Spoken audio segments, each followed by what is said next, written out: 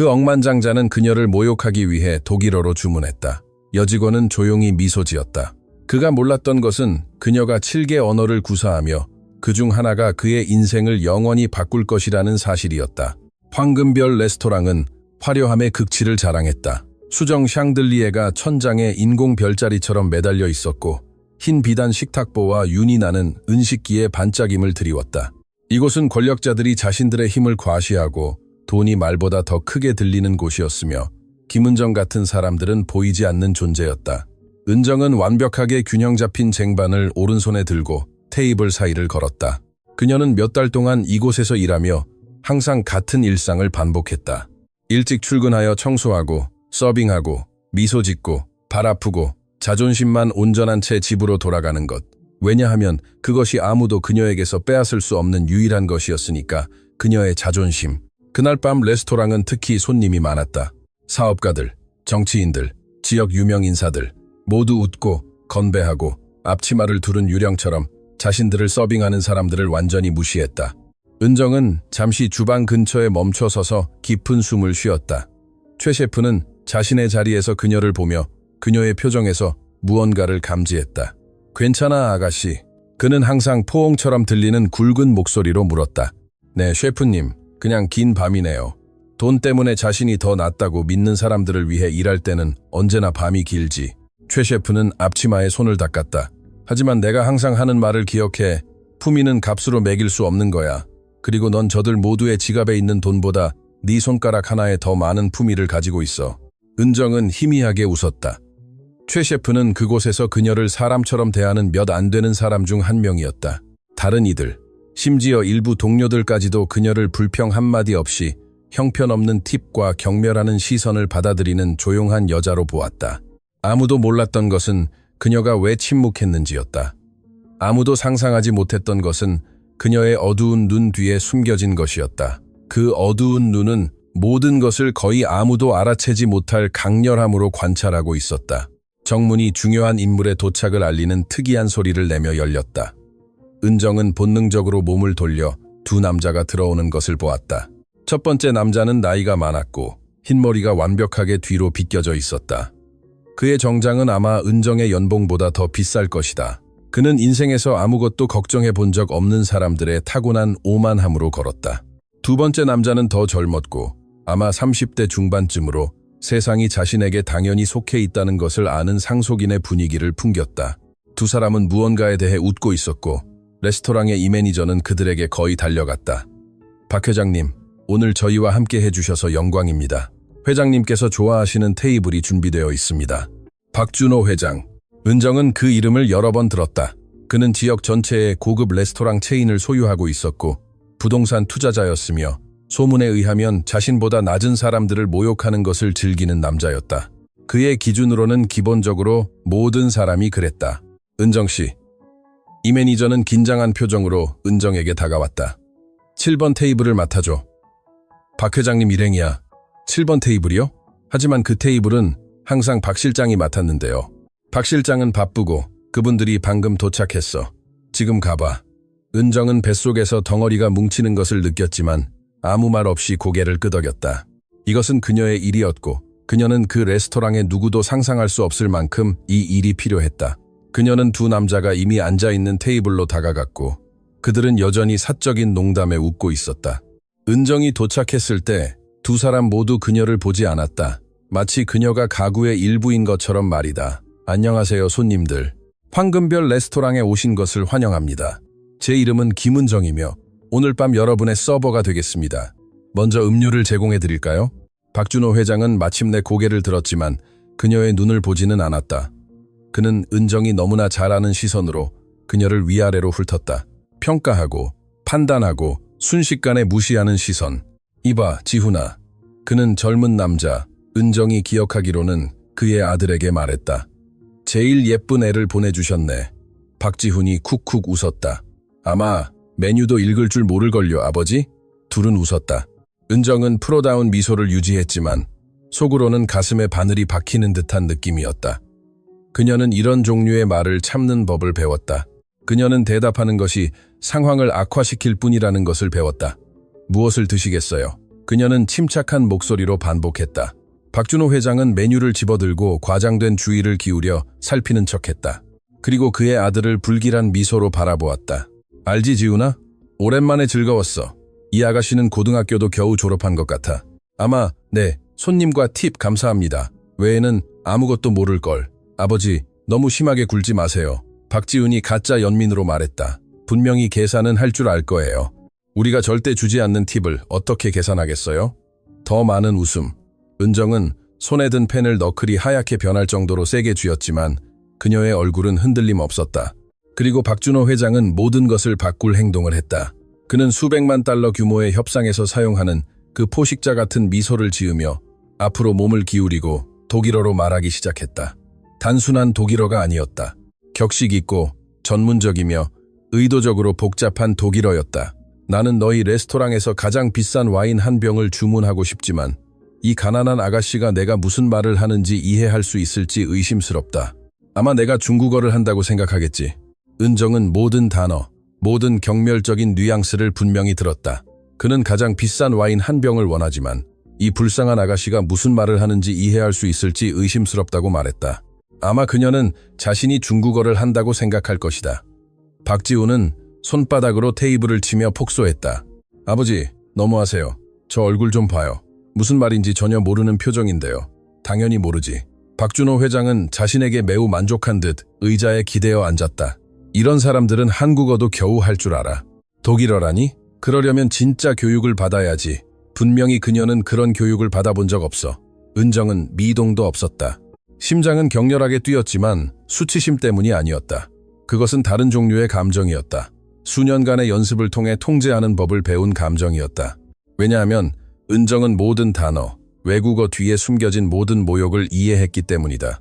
하지만 그녀는 아무 말도 하지 않았다. 아직은 아니었다. 봐봐. 박준호 회장은 마치 연구 대상인 것처럼 그녀를 가리켰다. 눈도 깜빡이지 않아. 아마 자기 누추한 집에 가서 무슨 드라마를 볼까 생각하고 있겠지. 은정은 깊은 숨을 쉬었다. 할머니의 말씀이 과거의 메아리처럼 그녀의 마음에 울려 퍼졌다. 진정한 힘은 아는 것을 보여주는 데 있지 않고 언제 보여줄지 아는 데 있다.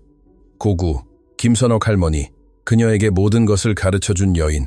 수십 년 동안 대사관 번역가로 일했지만 대학 학위가 없다는 이유로 공식적인 인정을 받지 못했던 여인. 9개 언어를 유창하게 구사했으며 어릴 때부터 은정에게 그 재능을 물려준 여인. 7개 언어. 은정은 독일어, 프랑스어, 영어, 포르투갈어, 이탈리아어, 중국어, 그리고 물론 한국어까지 7개 언어를 완벽하게 유창하게 구사했다.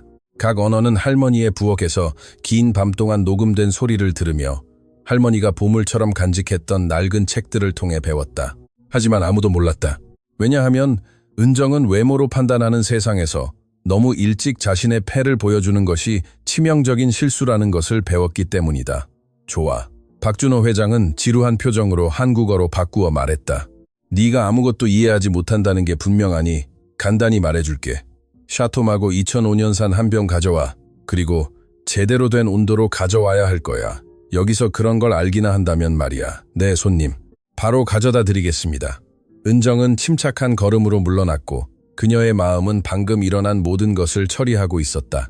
모욕을 당한 것이 처음도 아니었고 마지막도 아닐 것이다. 하지만 그 남자의 고의적인 잔인함, 자신이 이해하지 못할 것이라고 생각하는 언어를 사용하여 우월감을 느끼려는 그의 욕구에 무언가가 그녀 안에서 타올랐다. 주방에서 최 셰프는 걱정스러운 표정으로 그녀를 기다리고 있었다. 돌아올 때 네 얼굴을 봤어. 저 사람들이 너한테 뭘 한 거야? 전에 들어본 것과 다를 바 없어요. 은정아, 넌 이걸 참을 필요 없어. 다른 일도 많잖아.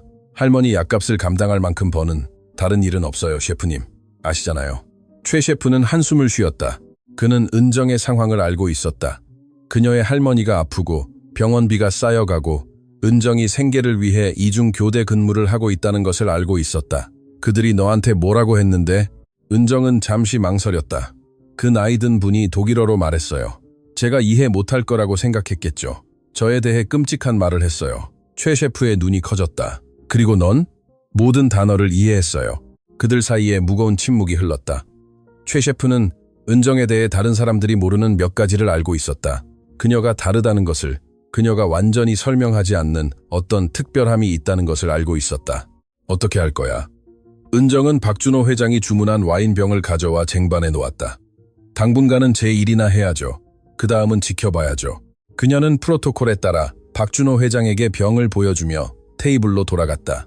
그는 그녀를 거의 보지도 않고 손을 경멸적으로 흔들어 따르라고 했다. 은정이 완벽한 정확성으로 와인을 따르는 동안 박준호 회장은 아들에게 다시 독일어로 말했다. 그녀의 손을 봐. 거칠고 지쳤어. 이것이 하층민의 삶이지. 중요한 것을 이루지 못하고 죽을 때까지 일하는. 그는 은정의 손에 대해 언급하며 거칠고 지쳐 보인다고, 그것이 하층민의 삶이며 중요한 것을 이루지 못하고 죽을 때까지 일하는 것이라고 말했다.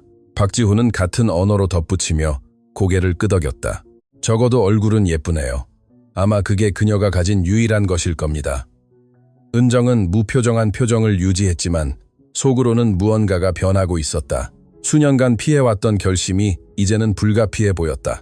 저녁 식사를 주문하시겠어요? 그녀는 완벽한 한국어로 물었다. 제일 좋은 걸 가져와. 박준호 회장은 메뉴를 보지도 않았다. 그리고 정말 최고이기를 바라네. 이 식당 주인들을 알아. 실수라도 하면 자네는 일자리를 잃을 거야. 알겠습니다, 손님. 은정은 다시 물러났지만 이번에는 눈에 띄지 않게 테이블을 관찰할 수 있는 레스토랑 한 구석에 멈춰섰다. 박 회장 일행은 계속 웃으며 독일어로 사업에 대해, 자신들이 망가뜨린 사람들에 대해, 재미로 해고한 직원들에 대해 이야기했다. 그때 그녀는 피가 얼어붙게 만드는 말을 들었다. 박준호 회장은 병원 이름을 언급했다. 할머니가 치료받고 있는 그 병원이었다. 그는 자신이 고려하고 있는 투자에 대해, 병원의 일부를 인수하고 비용을 최적화할 계획에 대해 이야기했다. 그의 언어로 이는 고급 치료를 감당할 수 없는 환자들을 위한 서비스를 줄이는 것을 의미했다. 개인 보험을 감당할 수 없는 노인과 환자들은 어차피 시스템의 부담이다. 그는 차갑게 말했다. 우리가 장악하면 수익성 없는 부서는 폐쇄할 것이다. 은정은 세상이 멈추는 것을 느꼈다. 할머니는 그 병원에 이 남자가 폐쇄하고 싶어하는 그 수익성 없는 부서에 의존하고 있었다. 돈이 많든 적든 환자를 치료하는 의사와 간호사들에게 의존하고 있었다. 그녀의 손은 두려움 때문이 아니라 더 깊은 무언가 때문에 떨렸다. 평생 억눌러왔던 조용한 분노가 넘쳐 흐르기 시작했지만 그녀는 충동적으로 행동하지 않을 것이다. 그것은 할머니가 그녀에게 가르쳐준 것이 아니었다. 적절한 때 그녀는 혼잣말했다. 모든 것에는 적절한 때가 있다. 그녀는 주방으로 돌아갔고 이 매니저는 심각한 표정으로 그녀를 기다리고 있었다. 은정아, 박 회장님 일행이 특별히 너랑 얘기하고 싶어해. 네가 뭘 했는지는 모르겠지만 아무것도 망치지 않았기를 바란다. 은정의 심장이 빠르게 뛰었다. 들킨 걸까? 그녀의 표정에서 그녀가 이해했다는 것을 알아차린 걸까? 그녀는 닥쳐올 어떤 상황에도 대비하며 단호한 걸음으로 테이블로 향했다. 박준호 회장은 눈에 미소가 없는 미소로 그녀를 기다리고 있었다. 앉아라. 그는 빈 의자를 가리키며 명령했다. 손님, 직원들은 그럴 수 없습니다. 앉으라고 했다. 은정은 천천히 복종하며 레스토랑 전체의 시선이 자신에게 쏠리는 것을 느꼈다. 이것은 이례적이었고 프로토콜에서 완전히 벗어난 일이었다. 박준호 회장은 앞으로 몸을 기울여 그녀를 현미경 아래의 곤충처럼 관찰했다. 내 아들과 나는 오늘 밤 내내 자네를 지켜봤어. 자네에게 뭔가 다른 점이 있어. 내가 파악할 수 없는 뭔가가. 그리고 그것이 나를 짜증나게 해. 왜냐하면 나는 항상 사람들을 파악하니까. 은정은 대답하지 않고 그를 똑바로 쳐다보았고 그것은 분명히 그를 불편하게 했다. 자네에게 제안을 하나 하겠네. 박준호 회장이 계속했다. 내 레스토랑에 직원이 필요해. 서빙을 잘하고 디스크리트하고 문제를 일으키지 않는 사람. 여기서 버는 돈의 3배를 줄 수 있어. 함정이었다. 은정은 알고 있었다. 박준호 회장 같은 사람들은 아무 대가 없이 관대한 제안을 하지 않았다. 아주 친절하시지만 저는 지금 있는 곳이 좋습니다. 박준호 회장의 미소가 얼어붙었다. 아무도 그에게 안 된다고 말하지 않았다. 뭐라고? 제안에 감사드립니다. 하지만 이곳에 머무르는 것을 선호합니다. 박지훈은 믿을 수 없다는 듯 웃었다. 아버지, 들으셨어요? 저 종업원이 아버지의 제안을 거절하고 있어요. 박준호 회장은 눈을 가늘게 떴다. 네가 내 위치를 이해하지 못하는 것 같구나, 아가씨. 묻는 게 아니야. 뭘 해야 할지 말하는 거야. 그리고 저는 정중히 말씀드리지만 제 대답은 아니오입니다. 뒤이은 침묵은 칼로 자를 수 있을 정도로 팽팽했다. 근처 식사객들은 대화를 멈추고 경악과 매혹이 뒤섞인 표정으로 상황을 지켜보고 있었다. 박준호 회장은 천천히 일어섰고 그의 위풍당당한 키는 은정에게 그림자를 드리웠다. 후회하게 될 거야. 그의 목소리는 낮고 위험했다. 아무도 내게 안 된다고 말하지 않아. 특히 너 같은 사람은. 은정 역시 일어섰고 자신의 대담함에 스스로 놀랐다. 저 같은 사람이라니요? 그녀는 반복했다. 제가 정확히 어떤 사람이라는 거죠, 박 회장님? 아무것도 아닌 사람. 세상에서 자신의 위치를 모르는 웨이트리스. 은정은 그날 밤 처음으로 미소 지었다. 진심으로 미소 지었다. 하나만큼은 오르시네요, 손님. 저는 웨이트리스입니다. 하지만 다른 모든 것은 틀리셨어요. 그녀는 돌아서서 가려고 했지만 박준호 회장의 목소리가 그녀를 멈춰 세웠다. 내가 여기에 온 것을 후회하게 될 거야. 내가 널 이 도시에서 다시는 일하지 못하게 만들 거야. 은정은 멈춰서서 그에게 등을 돌린 채 심장이 격렬하게 뛰었다. 때가 온 것이다. 그녀는 천천히 돌아서서 그를 똑바로 쳐다보았다. 그리고 완벽한 독일어로 흠잡을 데 없는 발음으로 대답했다. 오늘 밤 당신이 한 모든 말, 박 회장님, 모든 모욕, 모든 계획을 이해합니다. 그리고 약속하건대 후회하게 될 사람은 당신뿐일 것입니다. 박준호 회장의 얼굴 표정은 은정이 결코 잊지 못할 것이었다. 그의 얼굴에서 핏기가 가셨다. 그의 눈은 충격과 불신이 뒤섞인 채 커졌다. 박지훈은 와인잔을 떨어뜨렸고 붉은 액체가 흰 식탁보 위에 눈 위에 피처럼 쏟아졌다. 은정은 돌아서서 주방으로 걸어갔고 도시에서 가장 고급스러운 레스토랑에 어안이 벙벙한 침묵을 남겨두었다. 그녀는 다음에 무슨 일이 일어날지 몰랐고 방금 한 일의 결과가 무엇일지 몰랐지만 오랜만에 처음으로 자유를 느꼈다. 그녀가 몰랐던 것은 그날 밤이 단지 시작에 불과했다는 것이다. 박준호 회장은 모욕을 용납하는 종류의 남자가 아니었고 방금 시작된 전쟁은 그녀의 삶뿐만 아니라 관련된 모든 사람의 삶을 바꿀 비밀을 드러낼 것이었다. 왜냐하면 그 레스토랑에서 수정 샹들리에의 불빛 아래에서 곧 화염으로 변할 불꽃이 피어났고 김은정은 타오를 준비가 되어 있었기 때문이다. 주방문은 은정 뒤에서 둔탁한 소리를 내며 닫혔고 그것은 한 장의 끝이자 훨씬 더 어두운 다음 장의 시작처럼 울려 퍼졌다. 그녀의 심장은 너무 세게 뛰어서 관자놀이와 손목, 그리고 아드레날린과 공포가 뒤섞여 떨리는 몸의 모든 구석에서 느낄 수 있었다. 그녀가 무엇을 한 것일까? 최 셰프가 가장 먼저 그녀 옆에 다가왔고 굳건한 손으로 그녀의 어깨를 잡았다. 은정아, 밖에서 무슨 일이 있었던 거야? 레스토랑 전체가 조용해. 이런 일은 본 적이 없어. 대답했어요. 은정의 목소리는 거의 속삭임처럼 나왔다. 독일어로 다 이해했다고 말했어요. 최 셰프의 눈이 커졌다. 박준호 회장 얼굴 앞에서 독일어로 대답했다고? 은정이 대답하기도 전에 주방 문이 요란하게 열렸다. 이 매니저는 분노와 당황으로 일그러진 얼굴로 들어왔다. 김은정, 대체 무슨 짓을 한 거야? 박 회장님이 경로하셨어. 지금 당장 주인들과 이야기하겠다고 난리야. 이 매니저님, 그가 저를 모욕하고 있었어요. 제가 이해 못할 거라고 생각했겠죠. 그가 뭘 생각했든 상관없어. 이 매니저가 퉁명스럽게 그녀를 가로막았다. 그 남자가 누군지 알기나 해? 그가 우리에게 뭘 할 수 있는지 조금이라도 상상할 수 있어? 은정은 주방 벽이 자신을 옥죄어 오는 것을 느꼈다. 다른 직원들은 동정심부터 분노까지 다양한 표정으로 그녀를 바라보았다. 일부는 그녀가 한 일에 감탄하는 듯 했지만 대부분은 그저 겁을 먹은 표정이었다.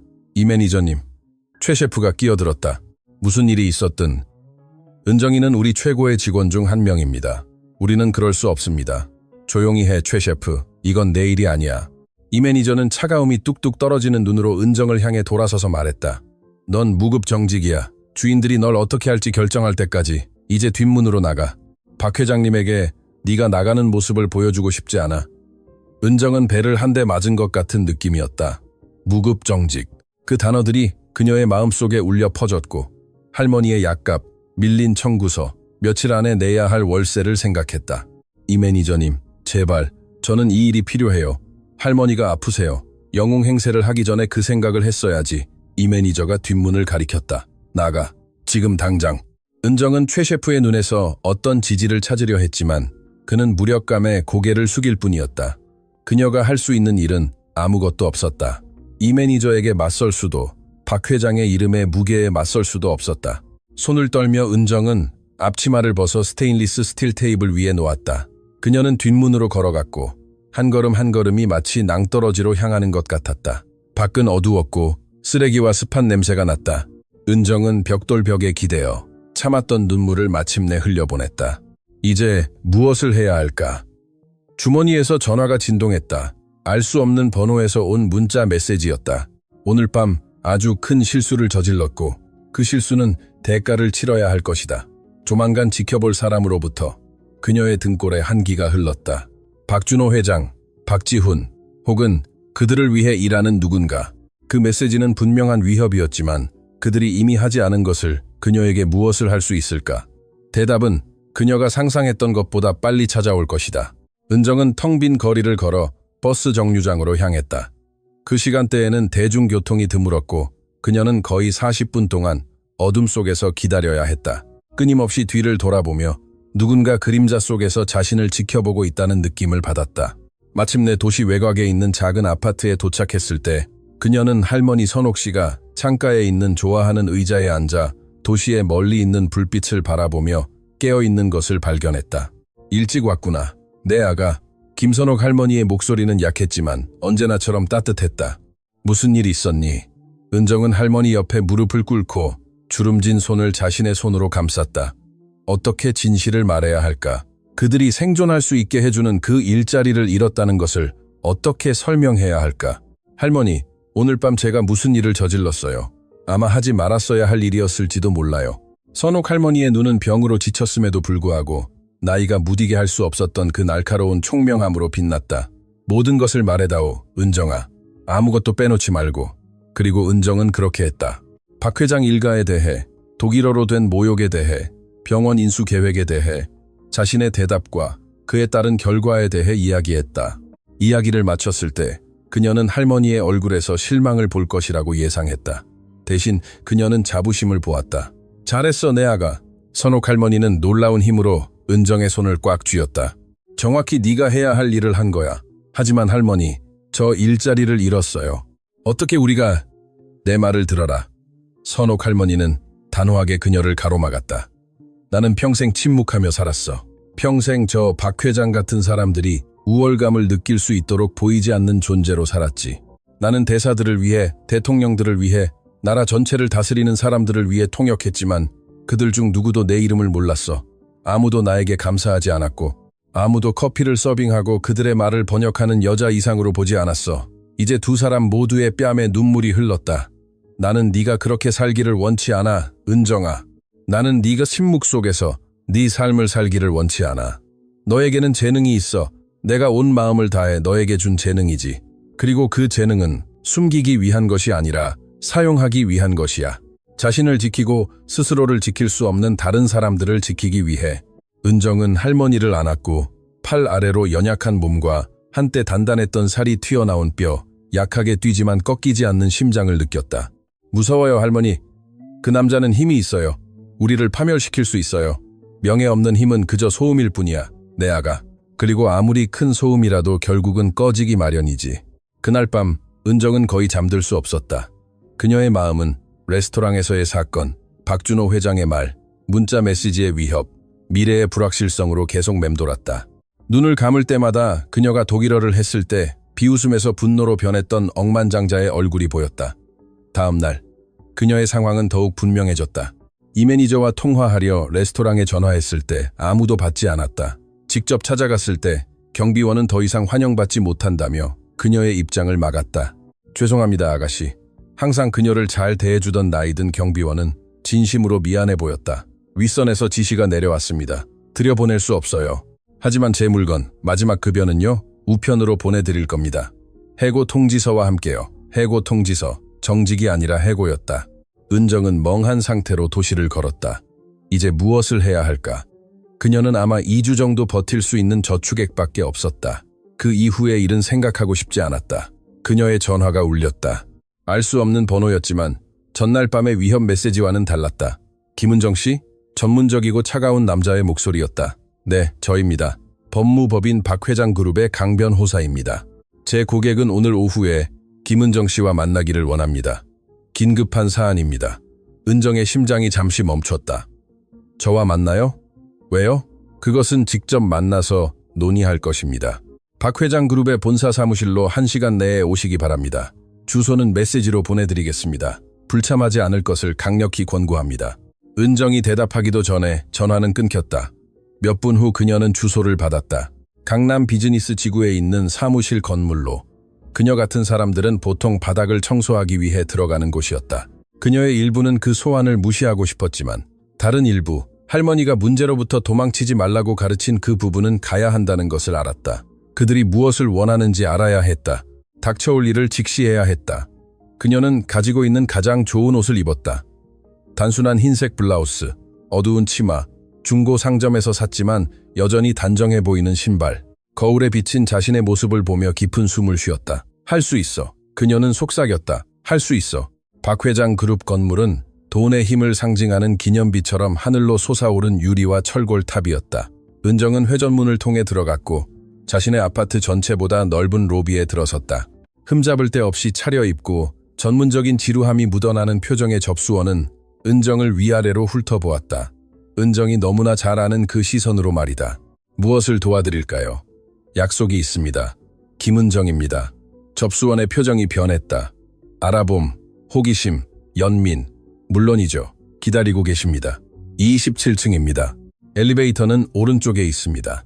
엘리베이터는 침묵 속에 올라갔고 디지털 화면의 숫자는 불가피한 무언가를 향한 카운트다운처럼 변했다. 27층에서 문이 열렸을 때 은정은 이전보다 더 위압적인 또 다른 접수원 앞에 서 있었다. 김은정 씨, 이쪽으로 오세요. 그녀는 은정을 복도로 안내했고 벽에는 은정이 평생 벌 돈보다 비쌀 것 같은 예술 작품들이 걸려 있었다. 복도 끝에는 짙은 색의 이중나무 문이 있었다. 접수원이 조용히 노크했고 안에서 목소리가 들렸다. 들어오세요. 박준호 회장의 사무실은 은정이 예상했던 그대로였다. 거대하고 화려하며 위압감을 주기 위해 설계되었다. 바닥에서 천장까지 이어지는 창문은 정복을 기다리는 왕국처럼 아래로 펼쳐진 도시를 보여주었다. 그리고 그가 거기 있었다. 자신의 자아에 대한 재단처럼 보이는 마호가니 책상 뒤에 앉아 있었다. 그의 옆에는 박지훈이 전날 밤과 똑같은 경멸적인 미소를 짓고 있었고 한쪽 구석에는 그녀에게 전화를 걸었던 강변호사로 보이는 회색 정장 차림의 남자가 서 있었다. 김은정 씨, 박준호 회장은 일어나지도 인사하는 신호조차 하지 않았다. 초대에 응해주셔서 감사합니다. 초대처럼 들리지 않았고 명령처럼 들렸다. 박지훈은 쿡쿡 웃었지만 그의 아버지는 그를 조용히 시키기 위해 손을 들었다. 직설적이군. 좋아. 비록 진실함은 그것을 뒷받침할 힘이 없을 때는 위험할 수 있지만 박준호 회장은 의자에 기대어 앉았다. 하지만 자네를 예의를 갖추기 위해 부른 것이 아니야. 문제를 해결하기 위해 불렀지. 그리고 내 경험상 문제에는 두 가지 해결책이 있어. 제거되거나 통제되거나. 은정은 한기가 들었지만 무표정한 표정을 유지했다. 그리고 제가 회장님께 문제인가요? 어젯밤부터 그랬지. 알다시피 자네가 독일어를 이해하는지는 상관없어. 사실 인상적이지. 하지만 내가 신경 쓰는 건 자네가 듣지 말았어야 할 것을 들었다는 거야. 은정의 심장이 빠르게 뛰었다. 병원 계획, 사업 대화. 박준호 회장은 아무도 이해하지 못한다고 생각하며 또 무슨 말을 했을까? 무슨 말씀을 하시는지 모르겠습니다. 물론 알지. 박준호 회장은 앞으로 몸을 기울였다. 성민병원에 대한 내 계획을 들었잖아. 기밀인 계획들 말이야. 부적절한 접촉을 가진 누군가가 때가 되기 전에 알게 되면 영향을 받을 수 있는 계획이지. 저는 어떤 접촉도 없습니다. 저는 그저 웨이트리스일 뿐입니다. 웨이트리스였지. 박지훈이 악의적으로 끼어들었다. 이제 아무것도 아니지. 지훈아, 조용히 해. 박준호 회장은 은정에게서 눈을 떼지 않았다. 김은정 씨, 내 제안은 이것이야. 단 하나뿐이고 협상 불가능. 자네는 기밀 유지 계약서에 서명할 거야. 어젯밤 들었던 것에 대해 아무에게도 말하지 않을 거야. 그 대가로 자네 할머니의 1년치 치료비를 지불하기에 충분한 후한 보상과 이 도시의 어떤 레스토랑이든 문을 열어줄 추천서를 받을 거야. 은정은 눈을 깜빡였다. 그가 할머니에 대해 어떻게 알았을까? 치료에 대해 어떻게 알았을까? 할머니 선옥 씨에 대해 안다는 것에 놀라는군. 박준호 회장은 따뜻함 없는 미소를 지었다. 오늘 아침 조사를 했지. 자네가 어디에 사는지 알아. 할머니가 어디서 치료를 받는지 알아. 자네가 의료비로 얼마를 빚졌는지 알아. 지식은 힘이야, 김은정 씨. 그리고 나는 둘 다 많이 가지고 있지. 강 변호사가 서류철을 들고 다가와 은정 앞에 있는 책상 위에 놓았다. 안에는 여러 페이지짜리 문서와 수표 한 장이 들어있었다. 은정은 수표를 보았다. 그 금액은 그녀가 평생 본 돈보다 많았다. 모든 것을 지불하기에 충분했다. 수년 만에 처음으로 안심하고 숨 쉴 수 있을 만큼 충분했다. 하지만 뭔가 잘못되었다. 박준호 회장의 표정에서 뭔가 박지훈이 그녀를 덫에 걸리기를 기다리는 듯한 기대감에 찬 시선에서 뭔가 만약 서명하지 않으면요? 뒤이은 침묵은 무거웠고 말없는 위협으로 가득했다. 만약 서명하지 않으면 박준호 회장은 천천히 각 단어를 음미하며 말했다. 내 삶을 지옥으로 만들 거야. 넌 이미 황금별에서 일자리를 잃었지. 내가 마음만 먹으면 이 도시, 아니 이 나라의 어떤 레스토랑에서도 일하지 못하게 만들 수 있어. 그리고 성민병원에서 할머니 치료 말이야. 글쎄, 내가 병원을 인수하면 특정 환자들은 침대가 더 이상 이용할 수 없다는 것을 알게 될 수도 있겠지. 은정은 메스꺼움을 느꼈다. 제안이 아니라 협박이었다. 관대함으로 위장된 강요였다. 절 협박하시는 건가요? 선택권을 주는 거야. 차이가 있지. 은정의 손은 떨렸고 그녀는 문서를 바라보았다. 단어들이 그녀의 눈앞에서 헤엄쳤다. 법률 조항, 복잡한 용어, 모든 것이 그녀를 영구적으로 침묵시키기 위해 설계되었다. 그녀는 할머니를 생각했다. 자랑스럽다고 말했을 때의 할머니의 미소, 침묵 속에서 살지 말라는 할머니의 말, 박 회장이 병원을 인수하면 영향을 받을 사람들의 목소리, 치료를 잃을 환자들, 고통받을 가족들을 생각했다. 그녀는 평생 배워온 모든 것, 모든 언어, 모든 단어, 품위와 용기에 대한 모든 교훈을 생각했고 결정을 내렸다. 안 해요. 그녀는 단호한 목소리로 말했다. 박준호 회장이 미간을 찌푸렸다. 뭐라고? 안 한다고 했습니다. 이 서류에 서명하지 않을 겁니다. 박지훈이 일어섰다. 미쳤어? 뭘 거절하는지 알기나 해. 완벽하게 알아요. 은정은 박준호 회장의 눈을 똑바로 쳐다보며 일어섰다. 저는 매수당하는 것을 거부하고 침묵하는 것을 거부하며 당신들이 그 병원으로 무엇을 할 계획이든 그 일부가 되는 것을 거부합니다. 후회하게 될 거야. 박준호 회장의 목소리는 순수한 얼음 같았다. 널 파멸시키고 내게 소중한 모든 것을 파괴할 거야. 은정은 문으로 걸어갔지만 나가기 전에 마지막으로 돌아섰다. 박 회장님, 그녀는 완벽한 독일어로 말했다. 당신은 평생 저 같은 사람들을 억압해왔지만 이번에는 잘못된 사람과 얽혔습니다. 저는 침묵하지 않을 것이고 제가 넘어져도 혼자 넘어지지 않을 것입니다. 그녀는 뒤돌아보지 않고 사무실을 나섰고 심장은 격렬하게 뛰었으며 다리는 겨우 그녀를 지탱하고 있었다. 그녀는 그 약속을 어떻게 지킬지 몰랐다. 박준호 회장 같은 힘을 가진 남자에게 대항할 어떤 자원이 있는지 몰랐지만 한 가지는 확실히 알고 있었다. 전쟁은 공식적으로 시작되었고 김은정은 질 생각이 없었다. 그녀가 몰랐던 것은 그날 오후 그녀가 할머니를 안고 다음 움직임을 계획하기 위해 집으로 돌아가는 동안 박준호 회장이 모든 것을 바꿀 전화를 걸고 있었다는 것이다. 그 여자를 철저히 조사해. 그는 차가운 목소리로 전화에 대고 말했다. 모든 비밀, 모든 약점, 그녀에게 소중한 모든 사람을 알아내. 그리고 모든 것을 알게 되면 우리는 그녀를 완전히 파괴할 거야. 그의 컴퓨터 화면에는 건물 보안 카메라에 찍힌 은정의 사진이 빛나고 있었고 그 옆에는 주간 치료를 위해 성민병원에 들어가는 김선옥 할머니의 사진이 있었다. 존엄성을 위한 싸움은 이제 생존을 위한 싸움으로 변모하려 하고 있었다. 집으로 돌아가는 길은 은정이 평생 걸어본 길 중 가장 길게 느껴졌다. 한 걸음 한 걸음이 납처럼 무거웠다. 숨을 쉴 때마다 길 한복판에서 쓰러지지 않으려는 의식적인 노력이었다. 그녀는 거인에게 도전했고 이제 그 거인은 그녀를 짓밟을 준비를 하고 있었다. 그녀가 작은 아파트 문을 열었을 때 예상치 못한 것을 발견했다. 할머니 선옥 씨는 창가에 있는 의자에 없었다. 지팡이에 몸을 의지한 채 오래된 여행 가방을 침대 위에 펼쳐놓고 서 있었다. 할머니, 뭘 하시는 거예요? 그렇게 오래 서 계시면 안 돼요. 무언가를 찾고 있어, 내 아가. 선옥 할머니는 은정이 몇 달 동안 듣지 못했던 단호한 목소리로 말했다. 오래전에 너에게 보여줬어야 할 것을. 은정은 할머니가 들이는 노력에 걱정하며 다가갔다. 병은 할머니의 몸을 약하게 했지만 정신은 건드리지 못했다. 할머니, 제발 앉으세요. 무엇이든 제가 찾아드릴게요. 아니, 이건 내가 직접 찾아야 해. 선옥 할머니의 주름진 손은 여행 가방 속 물건들을 뒤적거렸다. 누렇게 바랜 종이, 오래된 사진들, 세월의 다른 봉투 속 편지들. 마침내 그녀의 손가락은 낡았지만 조심스럽게 보존된 갈색 가죽 파일에 닿았다. 여기 있구나. 선옥 할머니는 숨을 헐떡이며 침대에 주저앉았다. 앉아라, 은정아. 내가 너에게 해줄 이야기는 우리 가족에 대해 네가 알고 있다고 생각하는 모든 것을 바꿀 거야.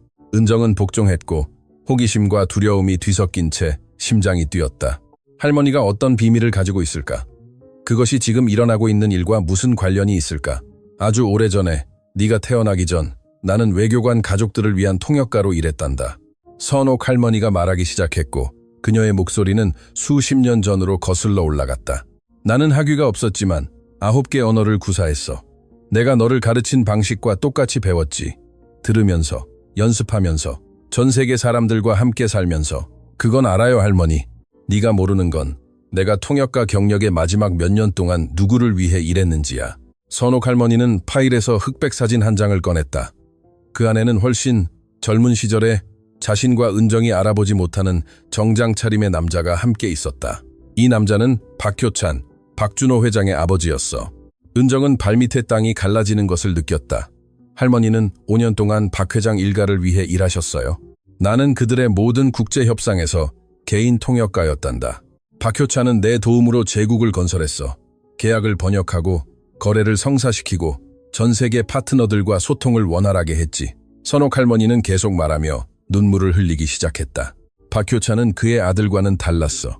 야심만만했지만 명예가 있었지. 나를 존중해줬어. 심지어 은퇴하면 내가 건설하는 데 도움을 준 사업 이익의 일부를 주겠다고 약속했단다. 서명된 문서도 있었고 법적 계약서도 있었어. 그래서 어떻게 됐어요? 박효찬은 갑자기 죽었어. 심장마비라고 했지. 그리고 내 몫을 요구하러 갔을 때 나는 박준호를 만났어. 그때 그는 겨우 25살이었지만 이미 네가 아는 그 잔인한 남자였어. 선옥 할머니는 파일에서 또 다른 문서를 꺼냈다. 서명과 공식 직인이 찍힌 계약서였다. 이것이 원래 계약서야. 박효찬은 내 수년간의 봉사에 대한 보상으로 박 회장 그룹 이익의 5%를 약속했지. 하지만 내가 박준호에게 그것을 보여주자 그는 내 얼굴에 대고 비웃었어. 선옥 할머니의 목소리는 기억에 잠겨 떨렸다. 그는 가정부가 아무것도 받을 권리가 없다고 법적으로 요구하려 하면 자신의 모든 권력을 동원해 나를 파괴할 것이라고 말했어. 그리고 그는 그렇게 했지. 은정아, 변호사들을 고용해서 내가 그런 성격의 계약에 서명할 법적 능력이 없다고 주장하며 계약을 무효화했어. 그들은 내 모든 것을 빼앗아갔어. 내 명성, 내 저축, 내 존엄성. 은정은 할머니의 손을 잡고 수십 년간의 불공평함이 그 순간에 집중되는 것을 느꼈다. 왜 저에게 말씀하지 않으셨어요? 부끄러웠어. 너무 순진했다는 것이 부끄러웠지. 나 자신을 지킬 수 없었다는 것이 부끄러웠어. 그리고 두려웠단다.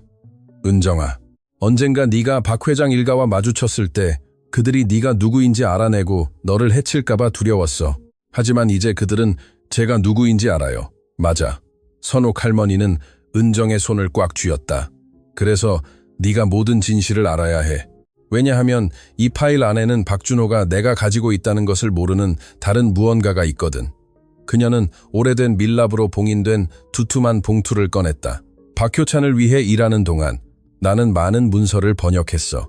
그중 일부는 민감한 내용이었어. 정확히 합법적이지 않은 사업들, 그림자 속에 머물기를 선호하는 사람들과의 계약들. 어떤 종류의 사업이요? 박 회장 그룹의 명성을 파괴할 종류의 사업이지. 박효찬은 내가 아는 것을 절대 발설하지 않겠다고 맹세하게 했고 그가 살아있는 동안 나는 약속을 지켰어. 하지만 박준호는 그의 아버지가 나에게 한 모든 약속을 깨뜨렸으니 나는 더 이상 그들의 비밀을 지킬 의무가 없어. 은정은 마치 폭탄을 담고 있는 것처럼 봉투를 바라보았다. 어떤 면에서는 그랬다. 할머니, 정말 괜찮으세요? 박준호 회장이 이걸 가지고 있다는 걸 알면 내가 어떻게 되든 상관없어, 은정아. 나는 늙고 병들었어. 하지만 너는 앞으로 살 날이 많고 나는 그 남자가 나에게서 내 삶을 빼앗은 것처럼 너에게서 그것을 빼앗아 가도록 두지 않을 거야. 은정의 전화가 울려 순간을 방해했다. 모르는 번호였다. 그녀는 망설이다가 전화를 받았다. 김은정 씨? 전문적이지만 따뜻한 여성의 목소리였다. 네, 누구시죠? 제 이름은 정 기자입니다. 국립신문 기자입니다. 어젯밤 황금별에서 무슨 일이 있었는지 들었습니다. 당신과 이야기하고 싶습니다. 은정의 심장이 빠르게 뛰었다. 기자가 어떻게 그렇게 빨리 알았을까? 어떻게 내 번호를 알았을까? 저는 제 정보원이 있습니다. 하지만 그건 중요하지 않아요. 중요한 것은 제가 박준호 회장에 대한 정보를 가지고 있고 그것이 당신을 흥미롭게 할 것이라고 생각한다는 것입니다. 그리고 저는 당신이 저에게 흥미로운 정보를 가지고 있다고 생각합니다. 만나볼까요? 은정은 대화를 모두 들은 할머니를 바라보았다. 선옥 할머니는 천천히 고개를 끄덕였다. 언제? 어디서요? 내일. 중앙광장 근처 희망 카페에서 오전 10시입니다. 그리고 김은정 씨. 혼자 오시고 이 전화에 대해 아무에게도 말하지 마세요. 통화가 끊겼다. 은정은 방금 일어난 일을 처리하며 전화를 쳐다보았다. 누구였니? 선옥 할머니가 물었다. 기자요. 박 회장 일가에 대한 정보가 있다고 해요. 함정일 수도 있어. 알아요. 하지만 우리의 유일한 기회일 수도 있어요. 그날 밤 은정은 잠들 수 없었다. 그녀의 마음은 질문, 두려움, 가능성으로 소용돌이쳤다. 그녀는 할머니가 준 문서들을 읽었다. 각 페이지는 수십 년에 걸친 부패, 조작, 잔인함의 이야기를 드러냈다. 하지만 서류들 사이에 할머니가 직접 언급하지 않은 다른 무언가가 있었다. 박효찬에게 보낸 독일어로 된 편지였다. 유럽 비즈니스 파트너로부터 온 것이었다. 편지는 비밀 계약, 해외 계좌로의 송금, 매수된 정치적 호의에 대해 이야기하고 있었다. 은정은 각 단어를 번역하며 퍼즐이 맞춰지기 시작하는 것을 느꼈다. 박 회장 일가는 단지 노력과 사업적 수완으로 제국을 건설한 것이 아니었다. 그들은 거짓말, 뇌물, 그리고 할머니와 같은 사람들의 착취 위에 그것을 건설했다. 다음 날 아침, 은정은 기자와의 만남을 준비했다. 나가기 전에 할머니가 그녀를 멈춰 세웠다. 이걸 가지고 가거라.